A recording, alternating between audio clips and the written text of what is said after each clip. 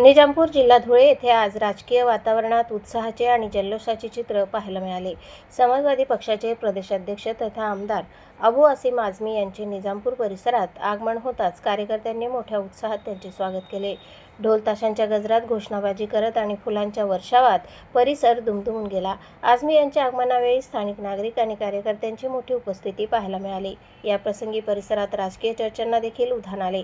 विविध ठिकाणी कार्यकर्त्यांनी बॅनर, झेंडे आणि स्वागत कमानी उभारून भव्य स्वरूप दिले होते।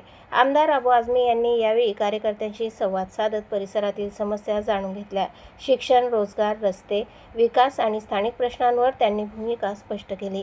स्थानिक युवकांनीही मोठ्या संख्येने सहभाग नोंदवत आपला पाठिंबा दर्शवला। या कार्यक्रमामुळे निजामपूर परिसरात राजकीय हालचालींना वेग आल्याचे चित्र दिसून आले।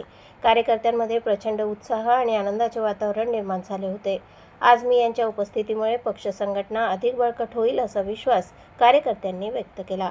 संपूर्ण परिसरात दिवसभर राजकीय गजबज पाहायला मिळाली। या भेटीमुळे स्थानिक पातळीवर विकास कामांबाबत नव्या अपेक्षा निर्माण झाल्या आहेत। कार्यक्रमादरम्यान शांतता व शिस्त राखण्यात आली। पोलीस प्रशासनाकडून देखील योग्य बंदोबस्त ठेवण्यात आला होता। या दौऱ्यामुळे परिसरात आगामी राजकीय घडामोडींना वेग येण्याची शक्यता व्यक्त केली जात आहे। निजामपूरमध्ये झालेल्या या स्वागत सोहळ्याची चर्चा संपूर्ण जिल्ह्यात रंगली आहे। प्रतिनिधी साहिल सय्यद आणि वृत्तनिवेदिका सीमा पाटिल सह स्वराज्य न्यूज, निजामपुर। आप लोगों की जितनी भी काम है, किसी भी धर्म का, किसी भी पार्टी का आदमी है, मुझे उससे कोई मतलब नहीं है। मैं आपका जितना काम कर सकता हूँ कोशिश करके करूँगा काम आपका। आप सब साथ रहिए, लेकिन सब लोग सोचिए कि ये देश बहुत संकट में है।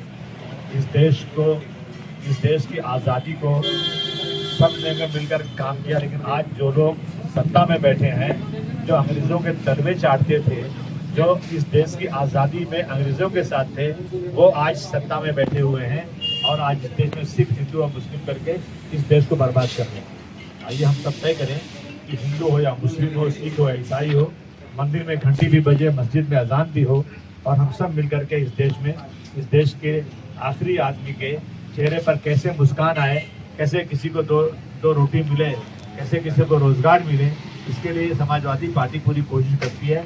आप सब मिलकर काम कीजिए। जहाँ हमारी ज़रूरत आवश्यकता है, मैं आपके साथ कंधे से कंधा मिला के काम करूँगा।